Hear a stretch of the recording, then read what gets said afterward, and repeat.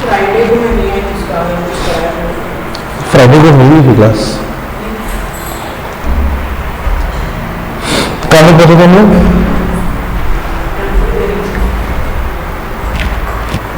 Reason से क्या था? ठीक है, चलो एक बार रिकॉल करते हैं। जो आउटलाइन हम लोगों ने देखा है, आउटलाइन के अकॉर्डिंग क्या थी बेटा कंडीशन कि दो रिएजेंट अपने को चाहिए ए और बी, बी आएगा अटैक करने ए पे, तब उनकी कहानी शुरू। इसीलिए बी के अटैक करने के कारण इसको नाम दिया गया था अटैकिंग स्पीशीज।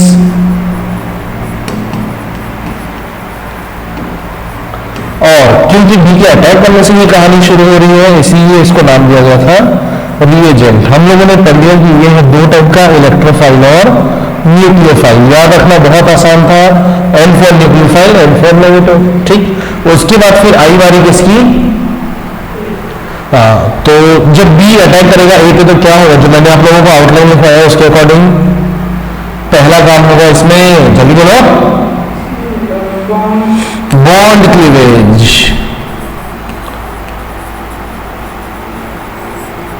और एनसीईआरटी चाहती है कि आप इसी बॉन्ड क्लीवेज को किस नाम से जाने? बॉन्ड फ्यूजन के नाम से। चलो, तो अब अगला हेडिंग हम लोग पढ़ने जा रहे हैं, क्या? Bond fusion. हेडिंग डालिएगा बॉन्ड फ्यूजन।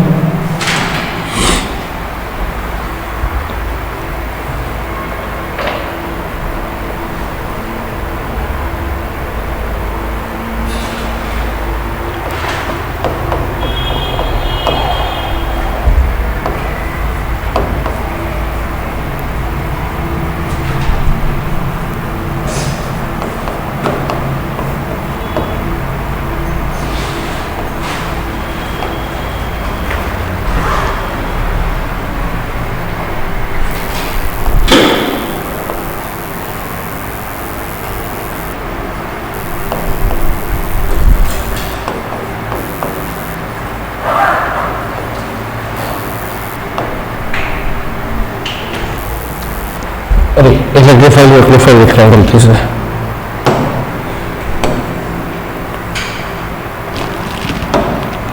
बॉन्ड क्लीवेज मैंने आप लोगों को आउटलाइन का टाइम बताया था, ये कितने टाइप का रहता है। एक है होमोलिसिस, जिसको हम लोग बोलते हैं होमोलेटिंग बॉन्ड क्लीवेज भी।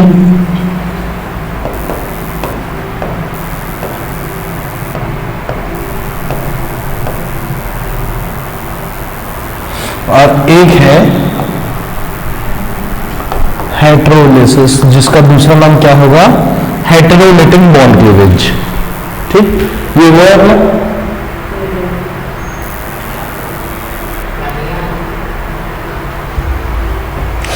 ठीक, चलो पहला डिफरेंशिएटिंग प्रॉपर्टी आ रहा है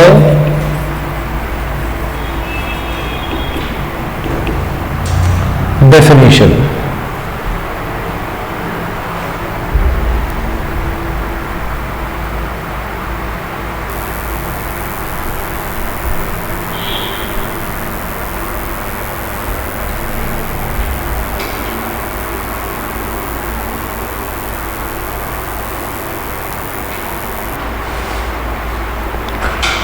साथ साथ में ये सब करते रहना चाहिए ना, तो लोग बढ़िया बैठ करके देखते रहते हैं।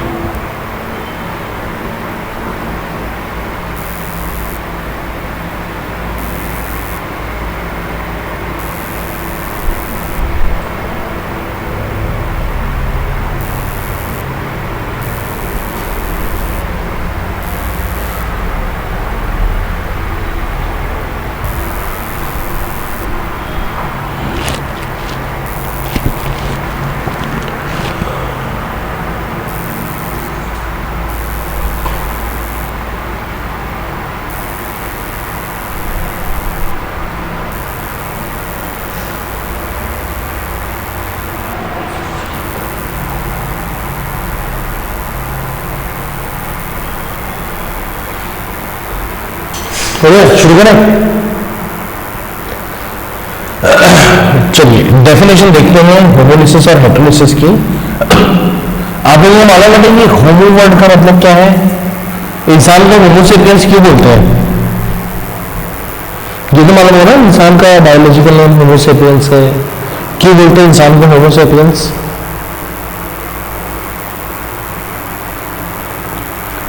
क्योंकि सब ऑलमोस्ट एक जैसे दिखते हैं। ठीक, चलो, तो होमो का मतलब होता है सिमिलर या इक्वल। ठीक, तो होमो, अच्छा, लाइसिस का मतलब होता है टूट जाना। तो डेफिनेशन क्या बनी फिर होमोलिसिस की?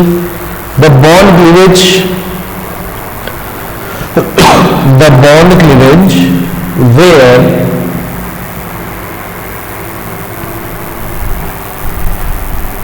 the bond cleavage where a bond gets cleaved, where a bond gets cleaved equally, gets cleaved, ये है cleaved की स्पेलिंग।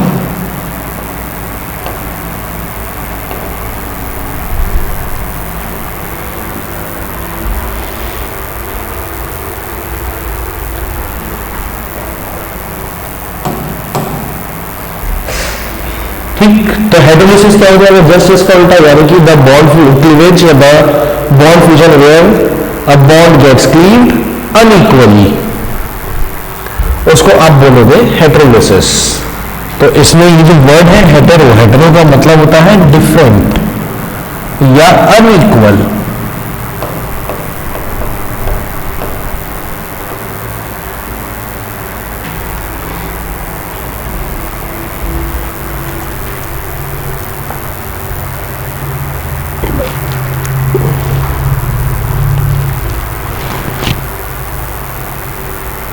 डन। चलिए, अब दूसरा डिफरेंशिएटिंग पैरामीटर अपने लिए होने जा रहा है। एक तो डेफिनेशन हो गई, अब दूसरा इसमें देखते हैं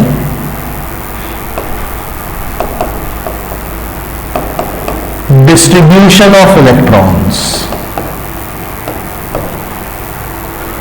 ठीक, डिस्ट्रीब्यूशन ऑफ इलेक्ट्रॉन्स। अब इधर देखो, थोड़ा समझने की कोशिश करो। मान लो दो आपके पास एटम है ए और बी, जिन्होंने आपस में बॉन्ड बनाया हुआ है ऐसा। इस बॉन्ड में दो इलेक्ट्रॉन है। अगर हम लोग ये करें कि ये बॉन्ड इक्वली डिवाइड होना चाहिए, तो इक्वल डिवाइड होने का मतलब जो है इनके पास कितना कितना इलेक्ट्रॉन जाना चाहिए? ए के पास एक और बी के पास एक। जबकि हेटेरोलिसिस में हम लोगों ने क्या बोला था कि ए और बी जो है इनके बीच में जो बॉन्ड के इलेक्ट्रॉन्स है वो कैसे डिस्ट्रीब्यूट होंगे? अनइक्वली, यानी कि किसी एक के पास जो है वो दो चला जाएगा, किसी एक के हिस्से कुछ नहीं आएगा। और आपको अच्छे से मालूम है कि अगर बॉन्डेड पेयर ऑफ इलेक्ट्रॉन को कोई अपने साथ लेके जा रहा है, इसका मतलब है कि उसकी इलेक्ट्रोनेगेटिविटी दूसरे वाले से ज्यादा है। यही है ना? इलेक्ट्रोनेगेटिविटी क्या थी? इलेक्ट्रोनेगेटिविटी वो प्रॉपर्टी थी जिसके कारण कोई एटम क्या जो उसकी बॉन्डेड पेयर ऑफ इलेक्ट्रॉन है उसको अपनी तरफ खींच सकता था। ठीक, तो डिस्ट्रीब्यूशन ऑफ इलेक्ट्रॉन में इसमें इक्वल है, यानी कि कैसा है डिस्ट्रीब्यूशन ऑफ इलेक्ट्रॉन? इक्वल। और यहां इक्वल बोलने का मतलब क्या है? Equal that is one electron to each constituent atom. जबकि इसमें कहानी क्या है? Unequal, that is both electrons of bond to one atom while the other gets nothing.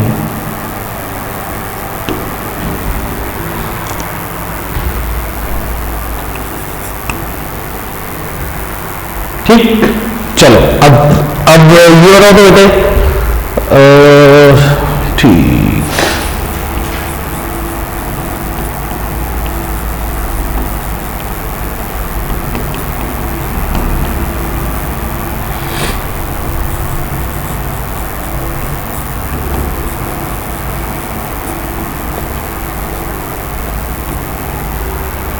अगला पैरामीटर हम लोग अगर ये मान ली कि इलेक्ट्रोनेगेटिविटी ऑफ कंस्टिट्यूएंट एटम्स,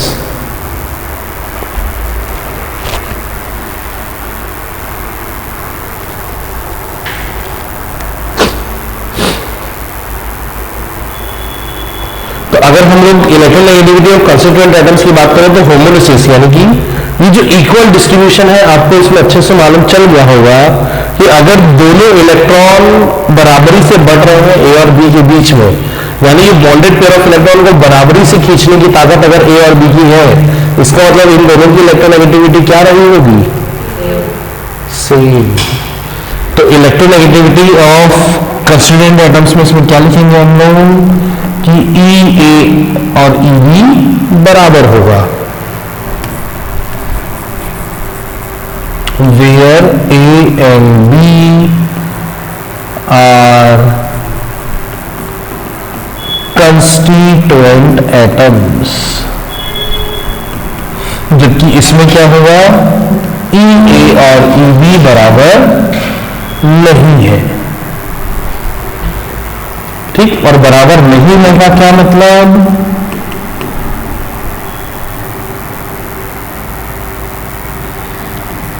या तो ई ए बड़ा है ई बी से, या ई ए छोटा है ई बी से।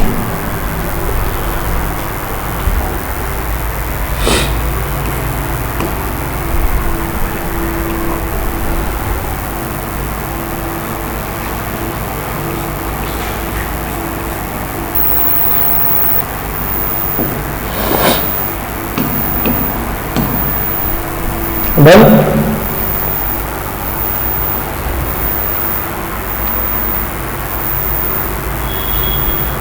चलिए अगली चीज है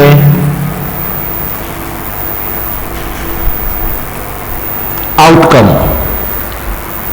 आउटकम का मतलब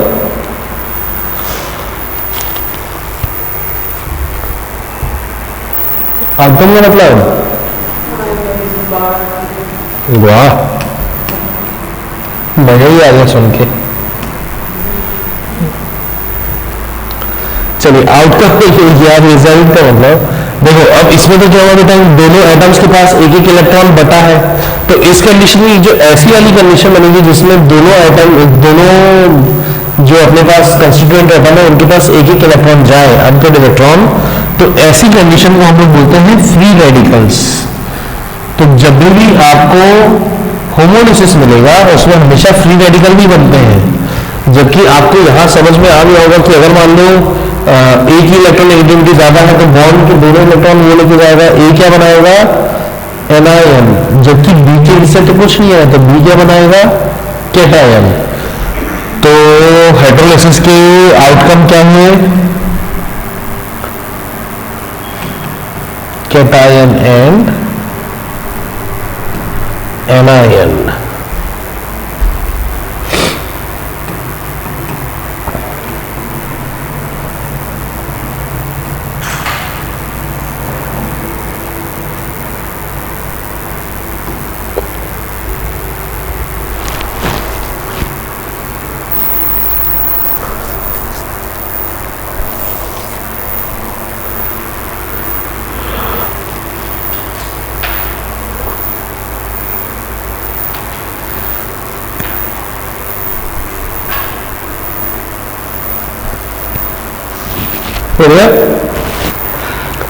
चलिए अब नेचर ऑफ सॉल्वेंट। आप लोगों को मालूम है कि सॉल्वेंट जो है वो मीडियम में एक कैसा एक मीडियम में से बिहेव करता है नहीं? सॉल्वेंट का मतलब क्या? सॉल्वेंट की प्रेजेंस में आप लोग सभी रिएक्शन करवा रहे हो। तो अच्छा, अब इसमें देखो कंडीशन क्या है होमोलिसिस के लिए। थोड़ी देर के मान लो कि ए और बी जो है वो भाई बहन है और ये उनके बीच जायदाद का बंटवारा होना है। जायदाद का बंटवारा कराने के लिए जो बुआ आएगी, आपको ये बुआ कैसी होनी चाहिए कि भाई और बहन में बराबर बंटवारा हो? अनबायस्ड की बायस्ड? अनबायस्ड। बायस्ड का मतलब होता है जो किसी एक ही पक्ष मतलब फेवरेटिज्म की तरफ चले, और अनबायस्ड का मतलब जो न्यूट्रल हो। ठीक, अब जो बुआ भाई और बहन दोनों को बराबर प्यार करेगी, अनबायस्ड होगी, वही तो जायदाद का बराबर बंटवारा करवा के देगी ना। हाँ, और हम लोगों को मालूम है कि केमिस्ट्री में ऐसे मॉलिक्यूल्स को क्या बोलते हैं जिसमें कोई 3-5 कोई प्लस माइनस नहीं होता। Shut up. ऐसी चीजों को हम लोग बोलते हैं बेटा कोवैलेंट या non polar. Types of bonding तुम लोगों को मैंने पढ़ाई है, उसके बाद ऐसा आंसर दे रहे हो। जबकि इसकी कंडीशन में क्या है बेटे, बुआ जो आ रही है वो कैसा बॉन्ड क्लीवेज को फेवर कर रही है कि हाँ बायस्ड, मतलब भाई को मिल जाए पूरा घर और बहन को मिल जाए सिर्फ बरामदा है। तो इसका मतलब है कि इसमें जो बुआ है वो कैसी चाहिए अपने को, बायस्ड 3-5 वाली। और अपने में 3-5 का मतलब क्या है, उनका नेचर कैसा चाहिए अपने को, पोलर या आयनिक नेचर की होनी चाहिए बुआ।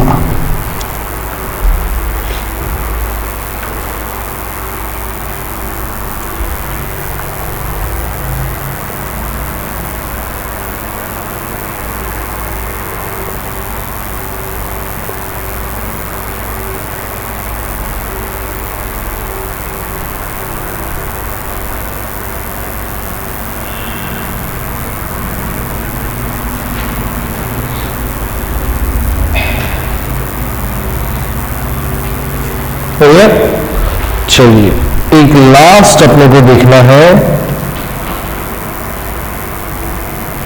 नेचर ऑफ मीडियम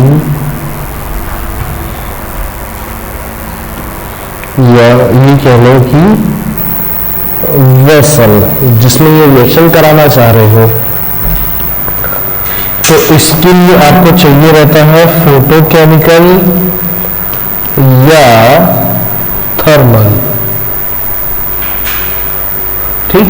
जबकि हेटेरोलिसिस के लिए तो आपको सिर्फ थर्मल ही काम आता है। अब फोटोकेमिकल का मतलब क्या बेटे, फोटो स्टैंड फॉर फोटोन और केमिकल मतलब केमिकल मतलब फोटोकेमिकल रिएक्शन आप किसको बोलते हो, जो ऐसे रिएक्शंस जो लाइट की प्रेजेंस में हो। और ऐसे रिएक्शंस का एक बहुत बढ़िया एग्जांपल जो आप बचपन से पढ़ते आ रहे हो वो क्या है, फोटोसिंथेसिस। तो फोटोसिंथेसिस को फोटोसिंथेसिस बोलते क्यों है कि ये जो वर्ड ही है फोटो, जिसका मतलब है कि वहां पे कोई हम रेडिएशन यूज करा रहे हैं, उसकी प्रेजेंस में खाना बनाने का जो प्रोसेस है, यानी कि जो फूड सिंथेसिस है, सिंथेसिस ऑफ फूड, वही है फोटोसिंथेसिस, ठीक। तो फोटोकेमिकल का मतलब क्या, ऐसे केमिकल रिएक्शंस जो कौन करा कर देते अपने को, सनलाइट, ठीक। तो यूजुअली सनलाइट की प्रेजेंस में जो रिएक्शन होते हैं वो होमोलिटिक होते हैं, लेकिन कई बार होमोलिटिक जो है अपने को कभी कभी थर्मल भी देखने मिलता है, ठीक। अदरवाइज जो हेटेरोलिसिस है वो तो थर्मल में ही मिल जाता है जनरली, ठीक। चलो अब वापस आते हैं हम लोग आउटलाइन पे। आउटलाइन में क्या देखा था हम लोगों ने, वो लिख लेते फोटोकेमिकल और थर्मल, ठीक। चलो वापस आओ आउटलाइन में। जैसे जैसे हम लोग एक स्टेप पूरा करते जाएंगे वैसे वैसे हम लोग हर बार रिवाइज करेंगे इसको। बी आया था अटैक करने ए पे, कहलाया रिएजेंट, हुआ दो टाइप का, इलेक्ट्रोफाइल और न्यूक्लियोफाइल। जैसे ही आया अटैक करने ए पे, पहला काम हुआ ए का बॉन्ड टूटा, प्रोसेस कहलाया बॉन्ड क्लीवेज या बॉन्ड फ्यूजन। हम लोगों ने पढ़ी है ये है दो तरीके का, एक है होमोलिसिस और एक है हेटेरोलिसिस, ठीक। उसके बाद क्या होगा बेटे, होमोलिसिस हो चाहे हेटेरोलिसिस हो, लेकिन उसके बाद क्या चीज बनके तैयार होगी, रिएक्शन इंटरमीडिएट।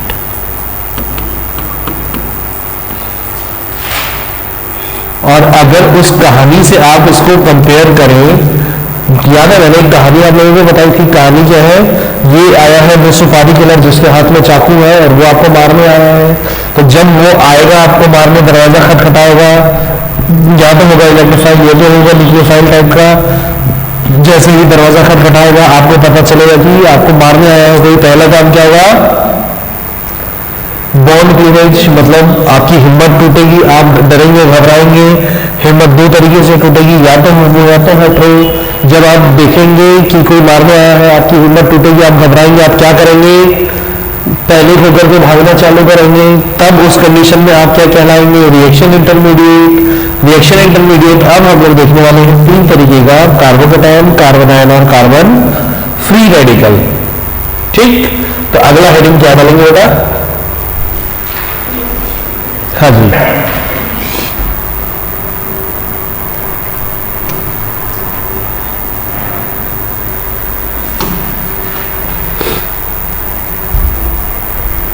अब ये जो रिएक्शन इंटरमीडिएट हेडिंग डालो न्यू पेज में ही है ना। हाँ, एक काम करो बेटा, कॉपी को पोर्ट्रेट कर लो, सॉरी लैंडस्केप कर लो, अभी तो पोर्ट्रेट नहीं है, लैंडस्केप कर लो कॉपी। और इसमें ये जो carbocation carbon ion free radical है, इसको भी हम लोग कंपैरेटिव करते हैं। ठीक, ये कंपैरेटिव स्टडी हमेशा बेस्ट होती है।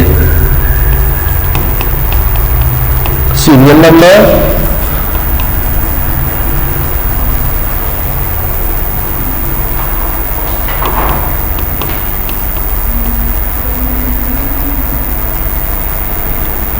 differentiating parameter,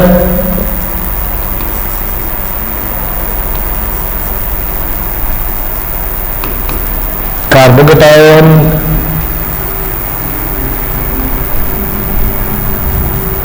carbon ion, carbon free radical.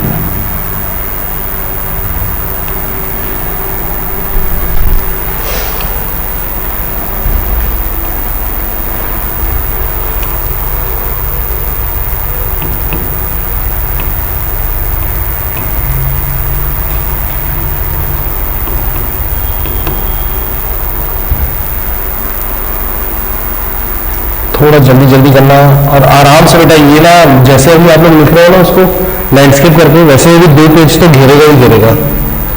कि इसमें क्या है ना, हम लोग एक ही साथ में तीनों की सारी प्रॉपर्टीज डिटेल में पढ़ ले रहे हैं। और आप लोगों को एनसीईआरटी टेक्स्ट बुक से तो बहुत ज्यादा है, क्योंकि एनसीईआरटी टेक्स्ट बुक में बहुत शॉर्ट में 2 ही चीजों का दिया हुआ है।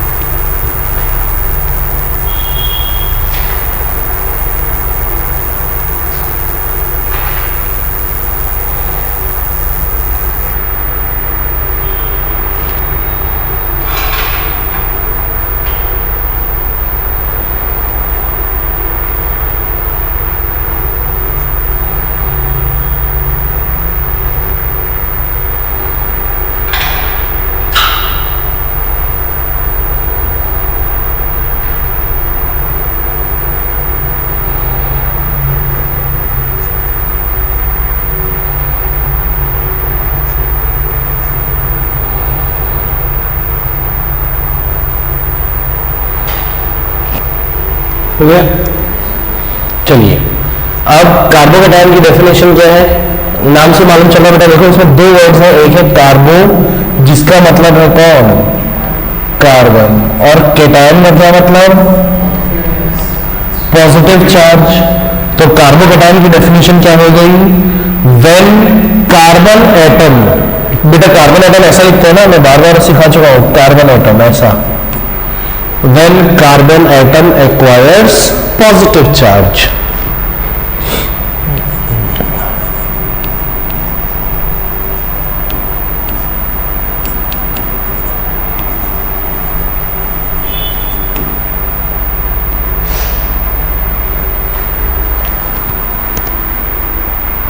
comma it is called carbocation. तो कार्ब एनायन क्या होगा भाई, जब कार्बन एटम पे कौन सा चार्ज चढ़ जाए, नेगेटिव। तो इसका स्टेटमेंट या इसकी डेफिनेशन क्या हो जाएगी, when carbon atom acquires negative charge.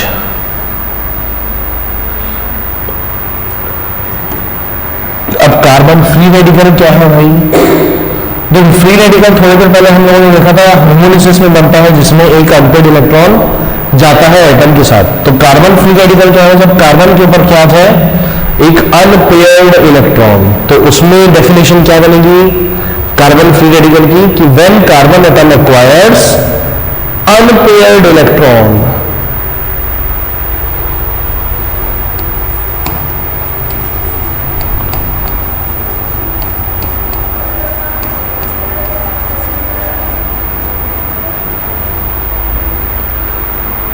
when carbon atom acquires unpaired electron, ठीक, comma, it is called carbon free radical.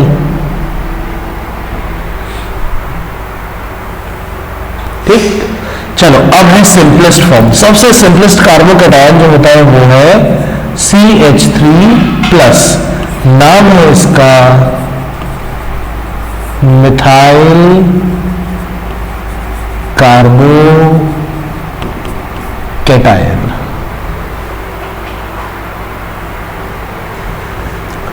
ठीक, अब कार्बन आयन की बारी। कार्बन अनायन का सबसे सिंपलेस्ट फॉर्म है ये, इसका नाम मिथाइल कार्बन आयन,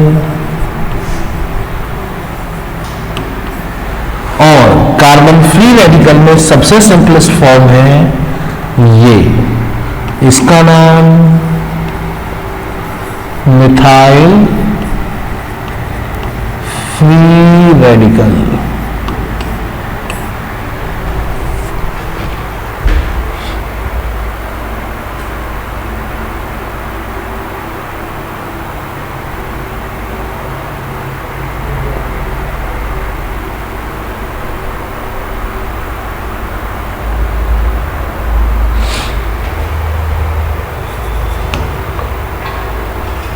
रेडी, चलिए नेक्स्ट चलते हैं।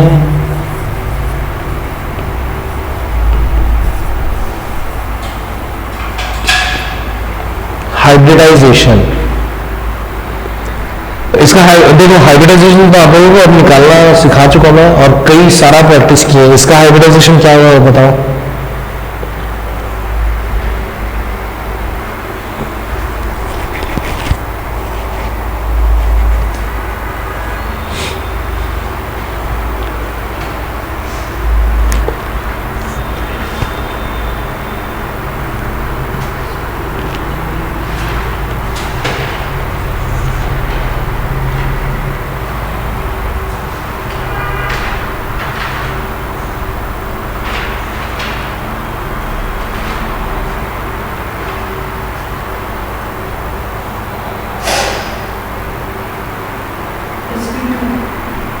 Very good.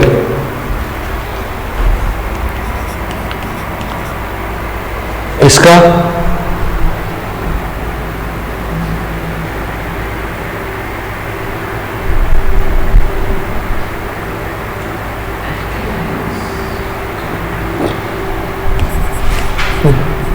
गुड, इसका भी sp3 ही होता है।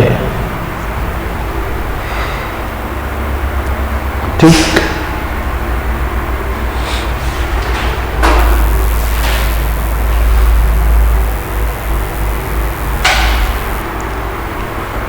अब एक बार रफ में इसको कार्बन आयन का निकाल के देखो तो sp3 कैसे है।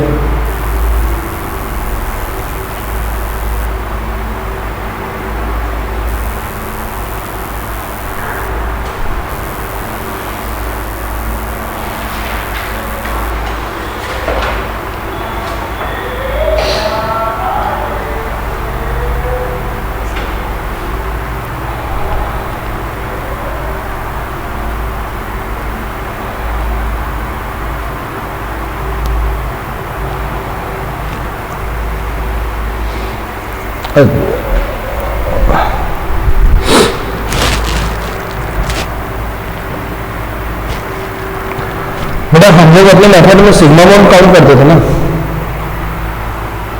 तो sp3 माइनस, सॉरी ये जो है आपका CH3 माइनस, उसमें क्या है, कार्बन है सेंट्रल एटम, उसके पास क्या है, एक नेगेटिव चार्ज और 3 ये,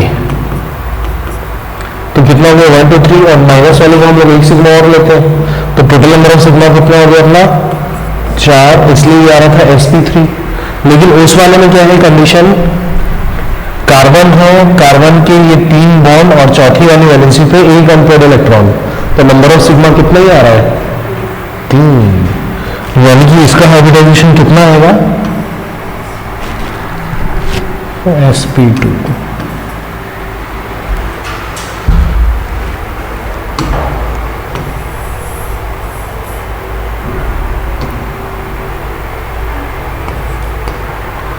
चौथी चीज या चौथा पैरामीटर है स्ट्रक्चर।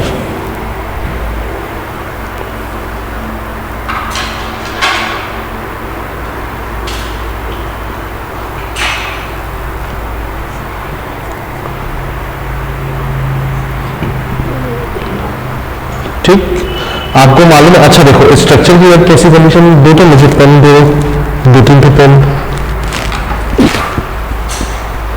तीन पेन चाहिए।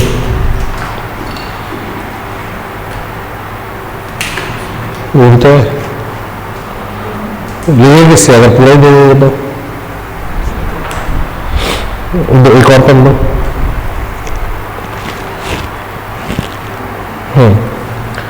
देखो अब CH3+ यानी कि मिथाइल कार्बोकेटायन के साथ कंडीशन कैसी है, ये कार्बन है, ये 3 हाइड्रोजन है और ये उसकी चौथी वैलेंसी थी जो अब हट गई, जिसकी जगह पे क्या आया, प्लस चार्ज। प्लस चार्ज आने का मतलब वहां पे कोई इलेक्ट्रॉन नहीं है, तो अब क्या, इस तीनों बॉन्ड्स को जगह मिली थी, अब इन तीनों क्या करेंगे, अंगड़ाई लेंगे और अंगड़ाई लेकर के कैसा कंडीशन बन गया, अब ये क्या कंडीशन है, ये कौन सा शेप है ये, हाँ ये ट्रायंगल शेप है। Very good. ये अभी मैं लिखने के लिए पेन, तो स्ट्रक्चर इसका क्या आएगा, इसका स्ट्रक्चर आएगा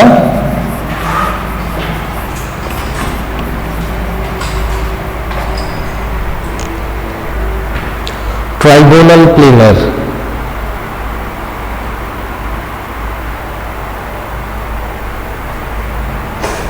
ठीक, चलो अब फिर से आते हैं इसमें, कार्बन और ये कार्बन की तीनों वैलेंसीज। अब ये चौथा वाला बॉन्ड जो है वो तो हट गया, लेकिन उसकी जगह पे कौन आया है, माइनस चार्ज। और माइनस चार्ज का मतलब एक पूरा पेयर ऑफ इलेक्ट्रॉन जो इस बॉन्ड के टूटने के कारण आया था। अब शर्त क्या होगी, ये चाहेंगे ऐसा एक्सपेंड होना, लेकिन इनको कौन रोक देगा, माइनस चार्ज जो है वो रिपेल करके रोक देगा। तो शेप कैसे दिख रहा है आपको, ये ट्रायंगल नहीं है, पिरामिडल, लेकिन ये रेगुलर पिरामिड के जैसा नहीं है, इसलिए ज्यादा अच्छा रहेगा आप उसको क्या लिखिए, distorted pyramidal.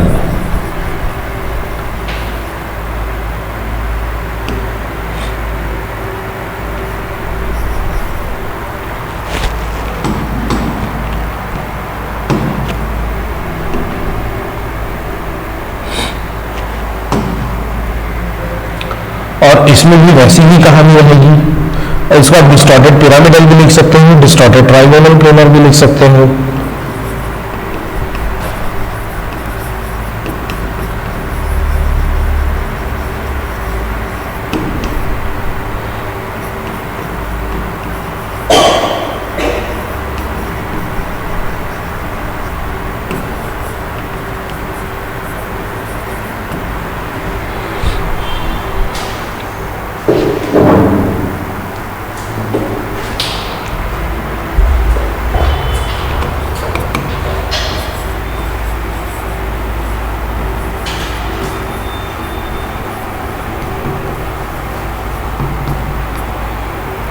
Order of stability.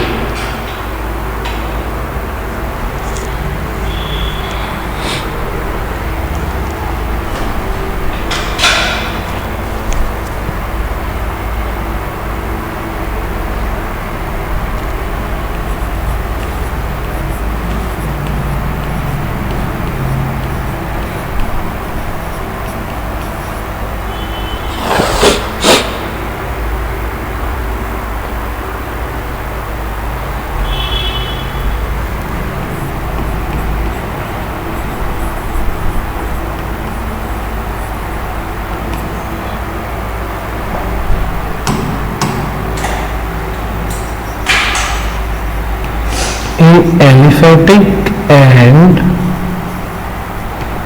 aromatic both। ठीक, और आपको अच्छे से मालूम है, हम लोगों ने पढ़ा है। देखो एलिफेटिक का मतलब क्या है, जहां पे आपके पास क्या रहे कंडीशन, एसिलिनियर टाइप। ठीक, तो ये है 1 डिग्री क्यों, क्योंकि मैंने आप लोगों ने बताया पहले भी 1 डिग्री 2 डिग्री 3 डिग्री पहचानना सिखाया है। ठीक, इसको कार्बन कैटायन किसके कारण बोल रहे हैं? जिस कार्बन ने पॉजिटिव चार्ज बियर किया हो। अब इसमें देखो, ये कार्बन ने पॉजिटिव चार्ज बियर किया, इसने कितने डायरेक्शन में ब्रांचिंग रखी? एक डायरेक्शन में, तो ये कैसा बन जाएगा? 1 डिग्री। ठीक, चलो CH3CH प्लस CH3, इसने कितने डायरेक्शन में ब्रांचिंग रखी? यानी कि ये एक डायरेक्शन, ये एक डायरेक्शन, तो ये कैसा है? 2 डिग्री। CH3C, यहाँ पर भी CH3 दे दो, यहाँ भी CH3 दे दो, यहाँ प्लस दे दो, ये कैसा हो गया? 3 डिग्री। 1 2 3 डायरेक्शन में ब्रांचिंग है भाई, तो ये कैसा है? 3 डिग्री। ठीक, चलो बताओ।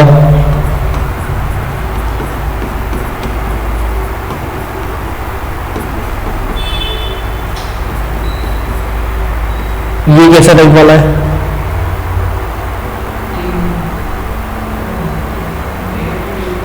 ये 1 डिग्री होगा, क्योंकि जिस कार्बन ने रखा है, इस कार्बन की ब्रांचिंग तो एक ही तरफ है ना, फिर भले वो आगे चल के ब्रांच हो गया, लेकिन इसकी ब्रांचिंग तो एक ही तरफ है, तो ये कैसा होगा?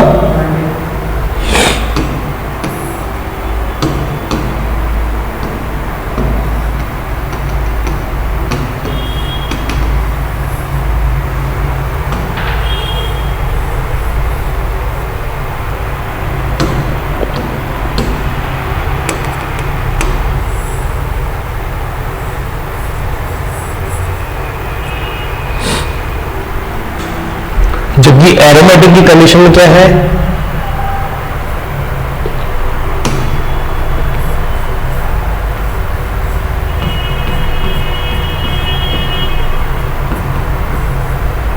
ये है एरोमेटिक कार्बोकेटायन। अब इसमें लेकिन आपको अच्छे से मालूम है, डबल बॉन्ड, सिंगल बॉन्ड और प्लस चार्ज, क्या ये किसी चीज की तरफ इंडिकेशन दे रहे हैं?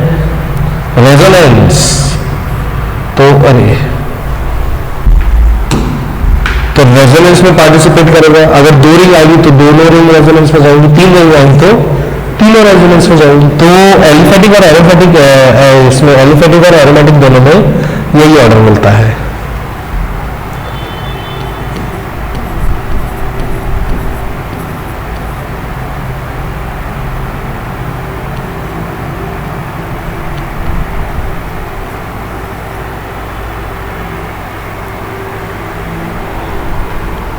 चाहिए छोटा हो गया।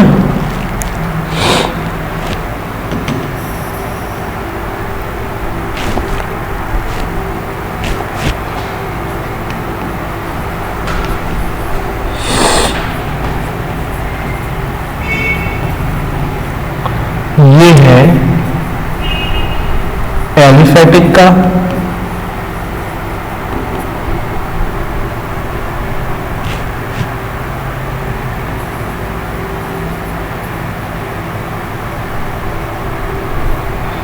जबकि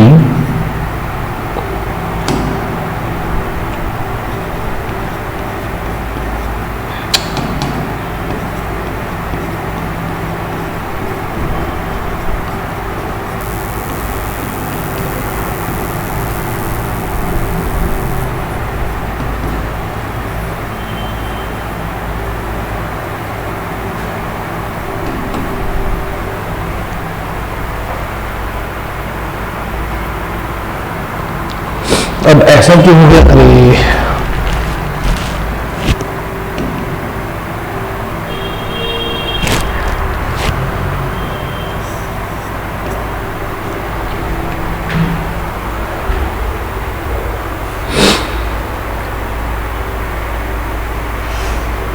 कि जो एरोमेटिक कार्बन है उनमें अभी ऐसी वाली कंडीशन हो जाएगी।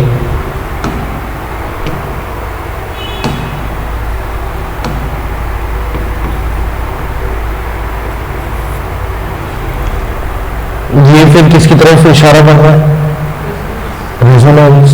और रेजोनेंस में हम लोगों ने पढ़ा है कि नंबर ऑफ रेजोनेबल स्ट्रक्चर जितना ज्यादा, मॉलिक्यूल की स्टेबिलिटी उतनी ज्यादा। तो यहाँ रेजोनेंस के कारण ये ऑर्डर, जबकि एलिफेटिक में रेजोनेंस होता नहीं। ठीक,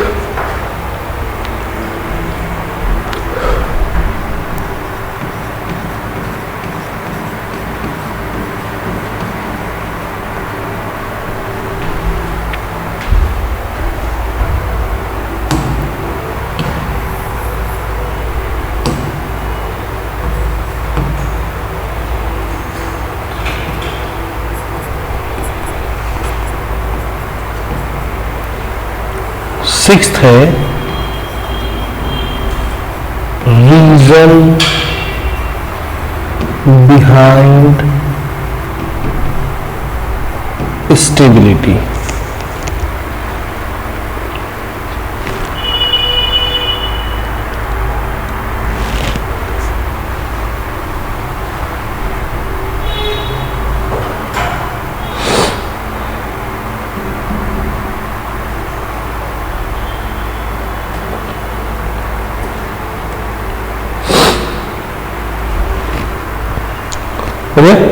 रीजन बिहाइंड स्टेबिलिटी। अब इसमें क्या है, इसमें दो चीजें आती हैं, क्या क्या आप तो लिखिएगा। एक है स्टेरिक हिंड्रेंस,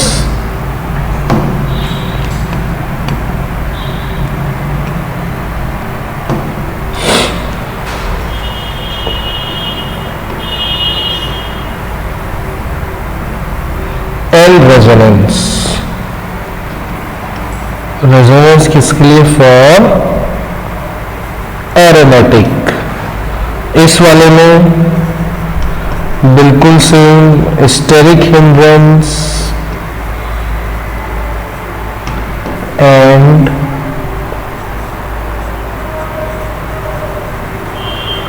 रेजोनेंस। रेजोनेंस भी किसके लिए? सिर्फ फॉर एरोमेटिक। जबकि इस वाले में रीजन है हाइपर कॉन्जुगेशन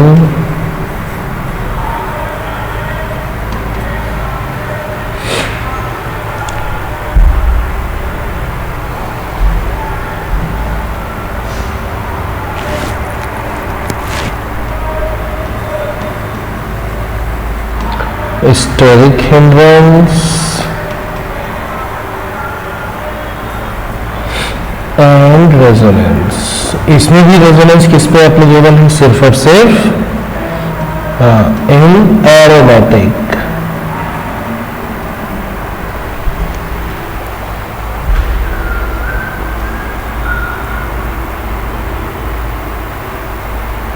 डन। चलो आगे। ठीक। अब अगली चीज जो अपने को देखनी है वो है, चेंज करो।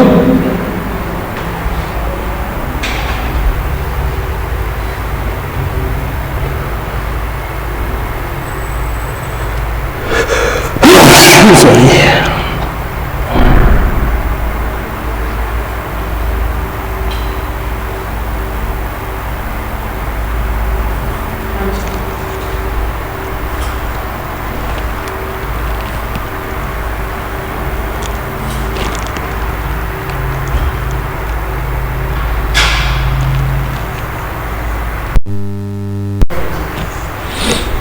रेडी?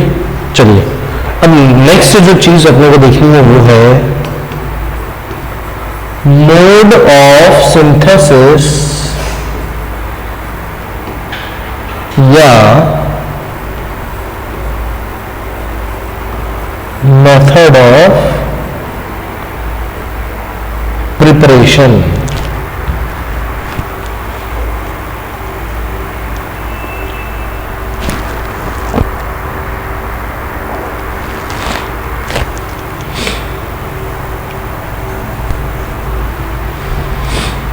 इसमें लिख लेना। देखो ये कब हो सकता है? कार्बन में उनके पास कोई भी इलेक्ट्रॉन ना है बॉन्ड टूटने के बाद, तब जब हेटेरोलिसिस हो।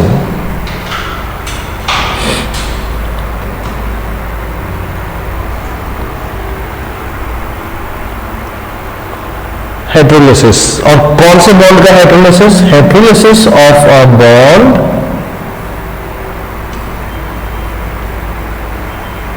between carbon and other atom with electronegativity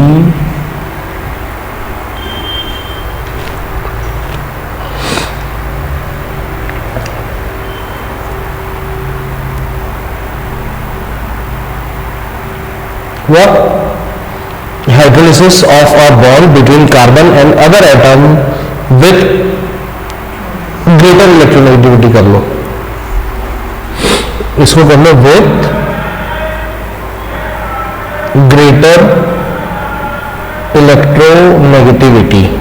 जैसे कि मान लो अगर कार्बन और क्लोरीन के बीच में बॉन्ड हुआ तो कार्बन की इलेक्ट्रोनेगेटिविटी कम है, क्लोरीन की ज्यादा है, तो जब ये बॉन्ड टूटेगा तो क्लोरीन दोनों इलेक्ट्रॉन लेकर के भागेगा, जबकि कार्बन के हिस्से क्या होगा, सिर्फ पॉजिटिव चार्ज।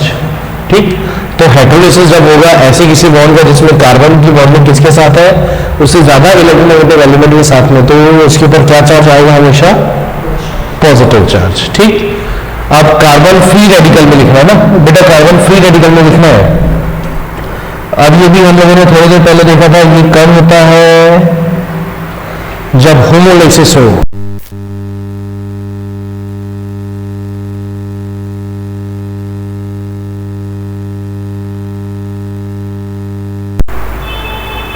किसमें homolysis, homolysis of a bond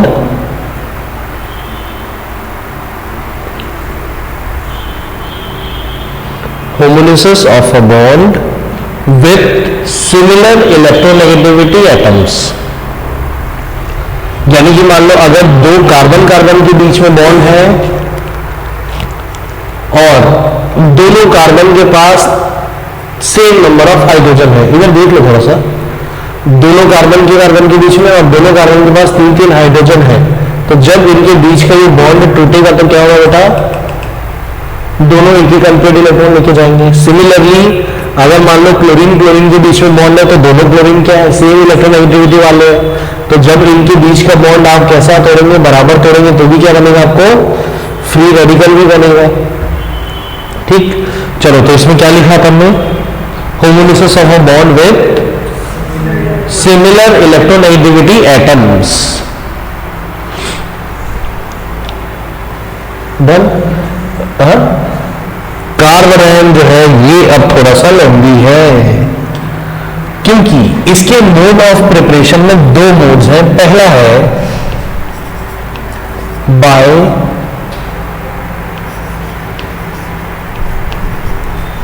heterolytic bond cleavage. ये थोड़ा सा लंबी चलेगा बेटा, तो आप लोग जगह उस हिसाब से एडजस्ट कर लो। By hydrolytic bond cleavage of Grignard reagent. ठीक, by hydrolytic cleavage of Grignard reagent. अभी ग्रिग्नार्ड रिएजेंट होता क्या है, ग्रिग्नार्ड रिएजेंट होता है RMgX।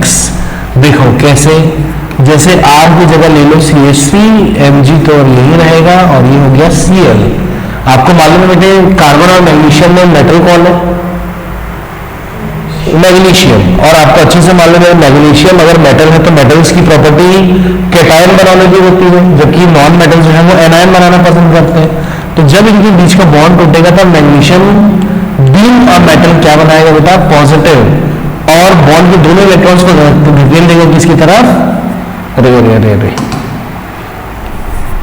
कार्बन की तरफ। तो अब इसमें क्या चीज बनी बेटे, इसमें बना आपको CH3 माइनस और MgCl, जिसमें मैग्नीशियम के पास प्लस। तो ये चीज जो बन के तैयार हुई यही तो है अपना कार्बन आयन। ठीक, अच्छा एक काम ये कर सकते हैं आप अपने नोट्स को और अच्छा बनाने के लिए, यहां पे जो लिखा है हाइड्रोलिसिस ऑफ अ बॉन्ड, यहां पर नीचे में एक लिख लीजिएगा एग्जाम्पल CH3Cl। जब इसके बीच का बॉन्ड टूटेगा तो ये लेके चला गया, क्या बनेगा CH3 प्लस और Cl माइनस, ये क्या है कार्बोकेटायन।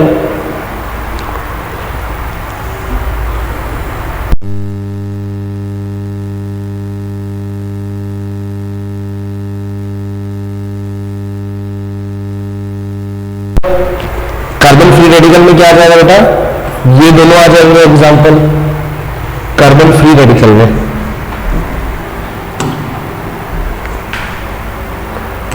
अब इसका second mode of preparation as conjugate base to a hydrocarbon.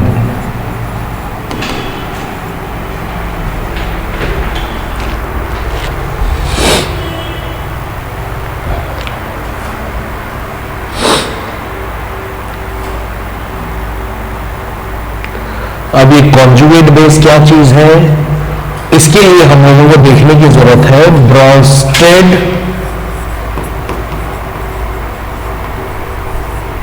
Lorry concept.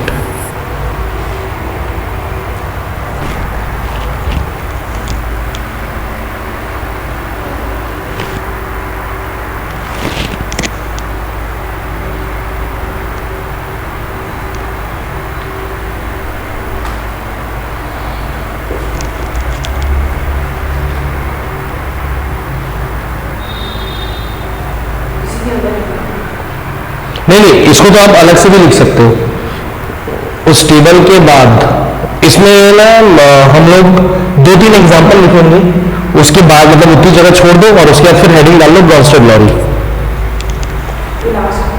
हाँ जी, ये लास्ट होने वाला है।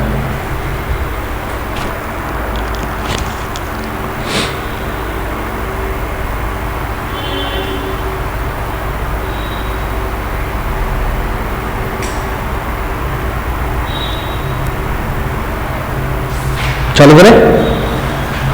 ठीक, देखो ब्रॉन्स्टेड लॉरी कॉन्सेप्ट बेटा 2 चीजें बोलता है। ये तो जब हम लोग आयनिक इक्विलिब्रियम में जाएंगे तभी फिर से आएगा, तब मैं आप लोगों को लिखा दूंगा।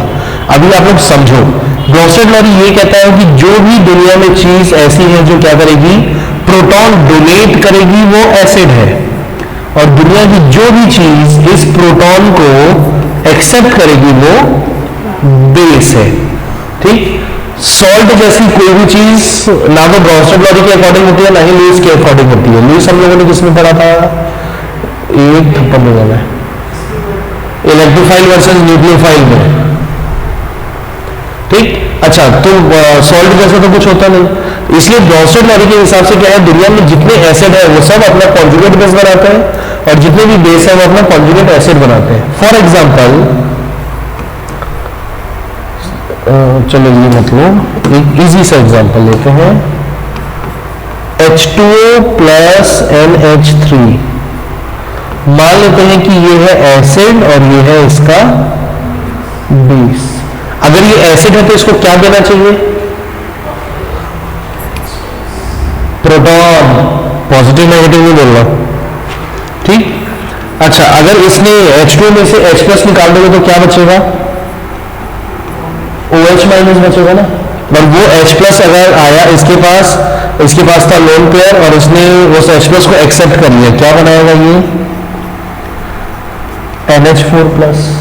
ठीक, देखो अब इस बेस ने बनाया इसको और इस एसिड ने बनाया इसको। अब ये अपने माइनस चार्ज के कारण और H+ दे नहीं पाएगा, ये अब H+ लेने की हालत में है, क्यों, क्योंकि ये नेगेटिवली चार्ज है, और जो H+ लेगा वो क्या है, बेस। और क्योंकि ये बेस अपने इस एसिड से ही बना है और H+ लेने के बाद वापस यही बन जाएगा, तो ये कहलाया इसका कॉन्जुगेट बेस। अब ये क्या है, ये तो NH4+ हो गया। ठीक, नाइट्रोजन की वैलेंसी अब ओवरफ्लो चल रही है, तो ये और H+ लेगा नहीं, बल्कि अब ये H+ डोनेट करेगा, और H+ डोनेट करने का मतलब ये क्या है, अब एसिड। अब क्योंकि ये एसिड अपने इस बेस के पेयर में चल रहा है, तो ये कहलाया इसका कॉन्जुगेट एसिड। ठीक, चलो अब इसी रिएक्शन को एक और तरीके से देखो। अब हम लोग ले रहे हैं H2O प्लस NH3, लेकिन अब की बार इसकी सरकार NH3 की सरकार। ठीक, ये है एसिड और ये है बेस। बताओ, अब ये एसिड है तो इसको H+ देना चाहिए, तो ये जब H+ देगा तो क्या बनाएगा, NH2 माइनस। एक H+ हम लोगों ने माइनस कर दिया ना, सिंपल सा मैथ्स टाइप ही चल रहा है, और वो H+ ये लेगा तो ये क्या बनाएगा, H3O+। इसने बनाया इसको अब ये H प्लस दे नहीं पाएगा, ये H प्लस लेगा, मतलब ये इसका, हाँ सॉरी सॉरी सॉरी एकदम सही, ये है बेस, क्योंकि ये बेस उस एसिड की पेयर में है तो ये है उसका कॉन्जुगेट बेस। ठीक, जबकि इसमें क्या किया था, इसने ये बेस है इसलिए H प्लस लिया था, लेकिन ये तो नहीं ले पाएगा H प्लस, ये क्या करेगा H प्लस डोनेट करेगा, तब ये हो गया क्या, एसिड, उसका कॉन्जुगेट एसिड।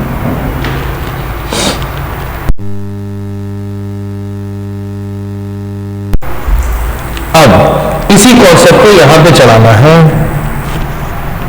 अगर मान लो ये है CH4 और इसमें दे दें हम लोग Cl माइनस के साथ रिएक्शन, जहां ये ब्रोंस्टेड लॉरी बेस है और इसको हम लोग बतौर एसिड यूज कर रहे हैं। और वैसे भी कार्बन आयन को हम लोगों को कैसे बनाना है, कॉन्जुगेट बेस, मतलब यहां पर हाइड्रोकार्बन को एसिड ही लेना पड़ेगा। ठीक, इसलिए तो लिखा है कॉन्जुगेट बेस टू हाइड्रोकार्बन। तो बताओ तो भाई ये एसिड है, ये अगर H प्लस देगा तो क्या बनेगा, H प्लस दे देगा तो बचेगा CH3, 4 में से 1 बचा, हाँ, और 0 में से +1 हटा दिए, क्या बचेगा, माइनस, प्लस, इसने क्या किया H प्लस ले लिया, क्या बनाया, ये इस एसिड का कॉन्जुगेट बेस है। आया लॉजिक समझ में, ठीक, और ये इस बेस का कॉन्जुगेट एसिड है।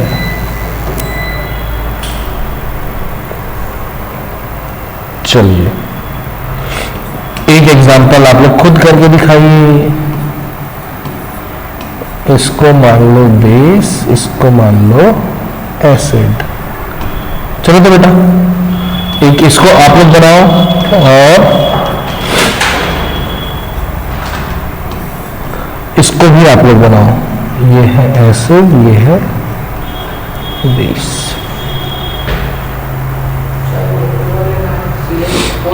हाँ जी CH4 है।